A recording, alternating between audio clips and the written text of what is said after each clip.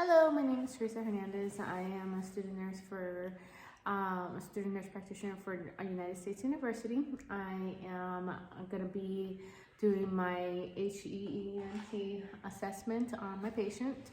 So first I'm going to go ahead and start with washing my hands, and I'm going to ask for the consent of my patient to have this video uploaded to YouTube for my professor and my classmates to review. And can I have you state your name? Tomas. And what's your date of birth? 7/13/90. And do you give consent for this video to be uploaded to YouTube? Yes. Okay, so I'm going to go ahead and start with the assessment. And first I'm going to have the patient tilt his head forward towards me, and for this I'm going to be checking his head. I'm going to be checking the hair distribution. It all looks about even. I'm going to be checking for any texture of his hair. I'm going to check for the texture of his hair. I'm going to check for the shape of his head, if there's any trauma, any rashes. I'm also palpating to see if I feel any cysts or any lesions, any depressions, any hematomas, any lumps, and it's all about even. Okay, so now I'm going to go ahead and inspect his whole face for his symmetry, and everything is good, hair distribution even. I'm going to also be checking for his eyes, for any bulging in his eyes, eyelid. If I can have you put down your glasses for a minute, and I'm going to have you hold down your eyelids and then lift them. I'm checking the conjunctiva and also the lacrimal, and also I'm going to be checking for the sclera and the iris, and it's about normal findings. His eyes are white, there's no jaundice noted. So after inspecting his eyes, I'm going to go ahead and use this Snellen chart. And for this, you can put your glasses back on. And this Snellen chart requires 6 feet from the eyes and good lighting. So I'm going to have the patient spread his arm out from, and I'm going to spread mine, and it's about 6 feet. Read and cover one eye, and then read the last line that you can. LTFPH. Okay, and if you can do the same on the other one. LTFPH. Okay, and his Snellen chart reading is 20/20.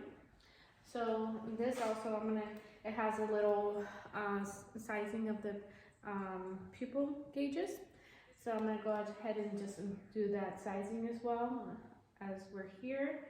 And his size is 7 mm on the left, 7 mm on the right. Now I'm gonna go ahead and do his confrontational test. So for this, I'm gonna have you just let me know when you can see my fingers coming from the lateral of you, okay? See ya. Okay. See ya. Okay. See ya. Okay. So confrontational test is good, normal. So now I'm gonna go ahead and do the direct with my pin light. For this, I'm gonna go ahead and I wouldn't dim the lights, but for this exam, I'm not dimming the lights just for the purposes of the exam. So if I can have you remove your glasses again for me, please. So first I'm gonna do the direct constriction of the pupils test. Okay, seeing that constricted.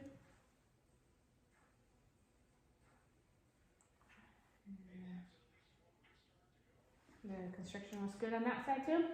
I'm gonna go ahead and do the consensually constriction of the pupils with the light. as well. So this means I'm gonna just direct the light on the opposite side, and I'm gonna be focusing on the eye that does not have the light. And this is gonna be looking for the constriction of both of the eyes. So, okay, seeing the eye constrict on the opposite side. And seeing his eye constrict too. So both of the eyes responded to this constriction and dilation back to its normal. And now I'm going to be checking for the ocular motor and the tracheal cranial nerve and the distance cranial nerve, so which is 3, 4, and 6. So for this, I'm going to have you focus on my pin light, and I will move it to the side, up and down, and then back to the center. And I'm going to go ahead and do the same for the other side. Up, down, and center. And so that's checking for cranial nerve 3, 4, and 6 are intact. So now I'm going to do the conversion test. So with this, I'm going to have the pin light in the middle, and I'm going to be moving the pin light close to him and far.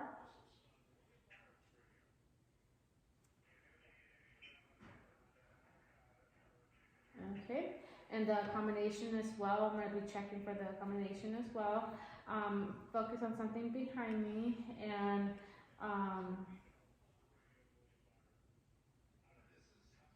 okay, both of the eyes are fixated to the object, and the pupils accommodated appropriately. Okay, so that I would document that as per them. Pupils equal, rounded, light, and accommodated.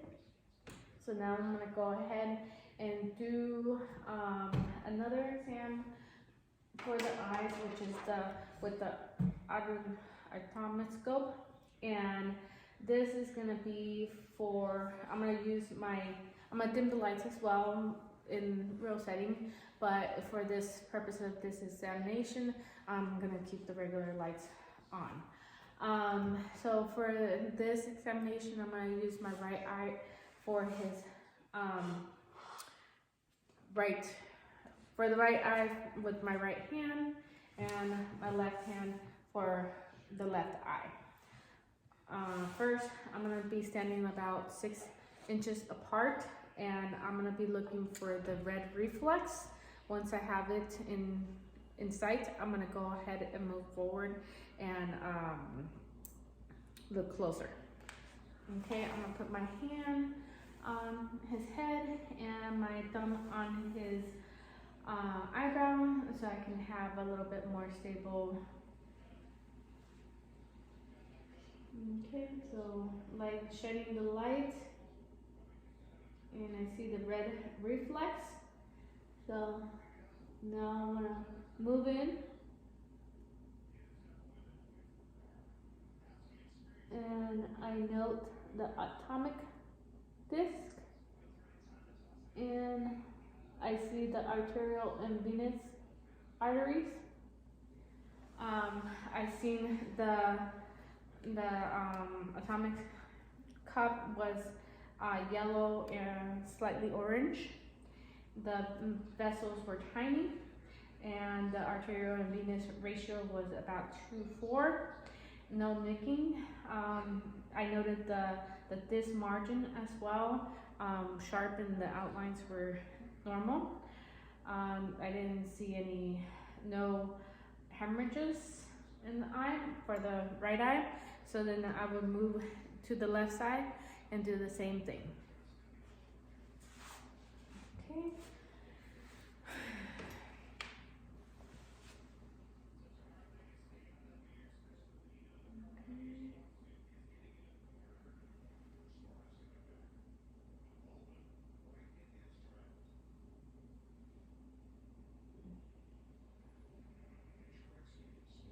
Okay,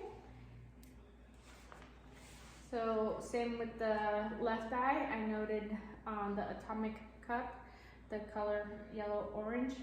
I seen the vessels tiny, but they are the arterial and veins are crossing each other. The retinols, there was no lesions noted as well, and the margins were sharp as well, and the arterial venous ratio was 2/4, and there was no nicking noted either. So now that the eyes is complete, I'm gonna go ahead and do the assessment for the nose. For that, I will just switch out my tip.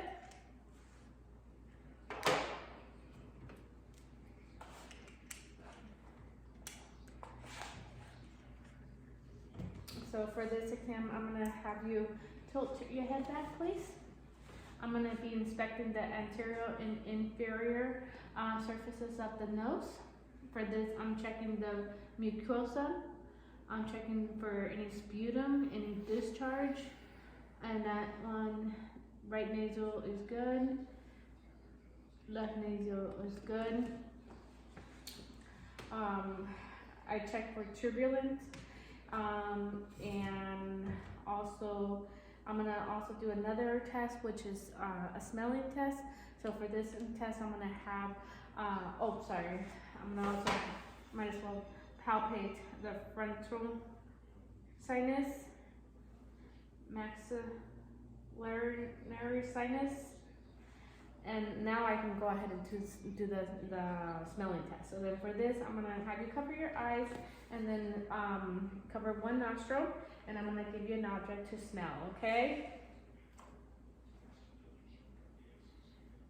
Coffee. Good. And then do the opposite nostril. Alcohol. Okay. And his sinuses are intact. He smells pretty good. Do you have any problems breathing at home when you're sleeping or anything? No. Okay, good. So now we're gonna go ahead and move to the ear examination. So for this, I'm gonna come from behind him, and also I'm gonna have him cover one ear. I'm gonna whisper one word on one ear and then whisper another word on the other ear.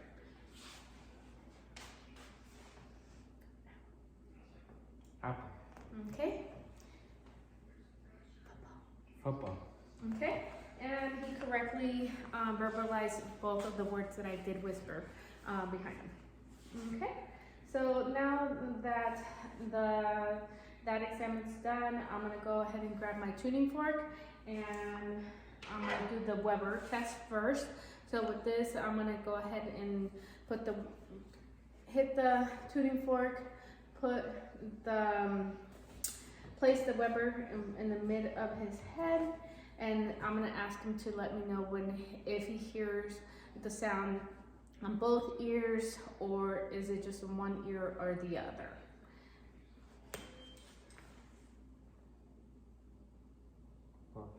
Okay, great. So that is normal finding. So now I'm gonna go ahead and do the Reinen test. So for this, it's gonna be focusing on the air conduction and bone conduction, okay? So I'm gonna also use a tuning fork, and I'm gonna put the tuning fork on the mastoid bone. Tell me when you stop hearing. Stop. And for the air conduction. It's stop. Okay, so I'm gonna do the same on the opposite ear.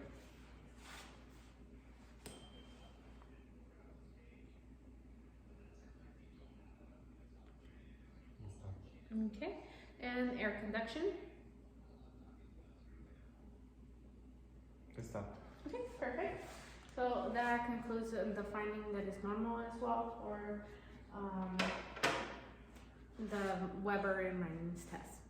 So now I'm gonna go ahead and also inspect the ears, the internal and external part of the ear for any drainages, for any lumps or bumps in the ears, the tragus, and the cartilage that's around the ear, and that's about normal.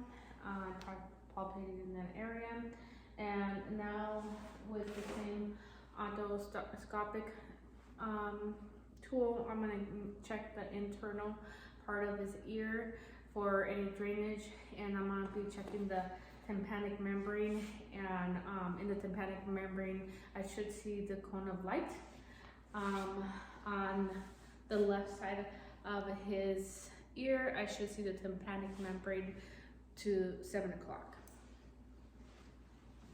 And for this, I'm gonna be also pulling his article up and slightly back.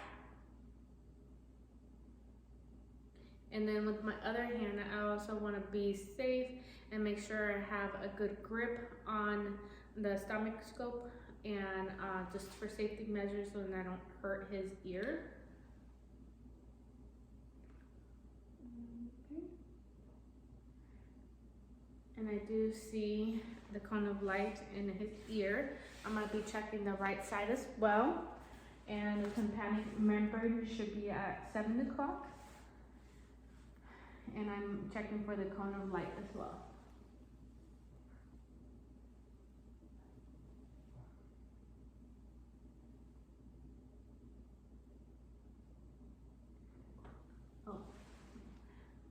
So right side in the tympanic membrane was 5 o'clock, and for the left side was the tympanic membrane at 7 o'clock.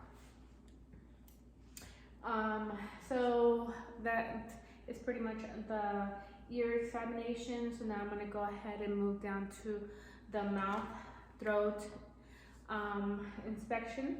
So for this, I'm going to inspect his lips, and I'm going to inspect his buccal mucosa, and I'm going to also, inside the mouth, I'm going to inspect for the salivary dust opening, and for any gingiva, for any infection, pigmentation, make sure that he has all his teeth. If he had if he had dentures, we'll note any dentures. I would also note if he has any cavities, any abscesses around the mouth, and also be checking his tongue for the normal size. And also while I'm in there, I can be checking for cranial nerve 9 and 10 and 12. Okay, for cranial nerve 9, I want him to say the word ah, and I should see the uvula rise. So if I could just have you open your mouth, I'm gonna go ahead and inspect for all those things in his mouth. Go ahead, open. He has all his teeth, his tongue is a normal size, salivary gland, there's no swelling, infection. So can I have you press your tongue to each side? Okay, good job. Let's see what else.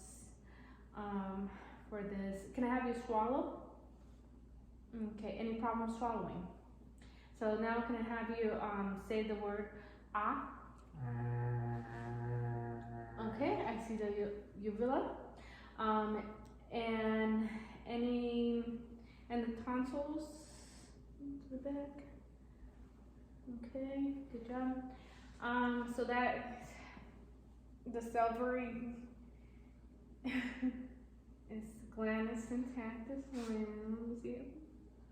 Oh yeah, it's open. And the palate, sorry. Okay, perfect. All within normal. Everything's intact. And now we can go ahead and do the neck. So for this, I'm going to do the range of motion. So can I have you do hyperextension and flexion? And do lateral, so ear to shoulder, and then rotation. Do you feel any pain? No. Any stiffness? No. Okay, so now I'm gonna be checking for cranial nerve 11, which I'm gonna have you shrug your shoulders. And I'm gonna do another shrug shoulders, but with resistance. Okay, and then I'm gonna have you turn your head for resistance, and then turn your head with resistance. Okay, all those are intact. So now I'm gonna go ahead, so that concludes the neck examination, the range of motions. So I'm gonna also palpate the lymph nodes. So I'm gonna start with the pre-auricular and the post-auricular. So the pre-auricular is located in front of the ear. Post-auricular behind the ear. Anterior cervical and posterior cervical is located going down the midline of the neck. And the submental is underneath the chin. And the submandibular is located going down on each side of the thyroid. And the supraclavicular is located along the clavicle. So they're all normal. I don't feel any bulginess, any enlarged lymph nodes. Oh, and the occipital is behind the head. So they're all normal. So I'm gonna go ahead and check his trachea to gently, it's in the midline and there's no bulginess either. So now I'm gonna go ahead and check the thyroid gland. For this, I'm gonna come from behind the patient. I'm gonna place my hands on each side of his neck to check for any enlarged thyroid. I'm gonna have the patient swallow with no pressure on either side, and then slightly palpate on the right side and release the left side and have the patient swallow, and do the same on the left side and have the patient swallow. Okay, so it concludes my HEENT assessment. Thank you. Have a great day.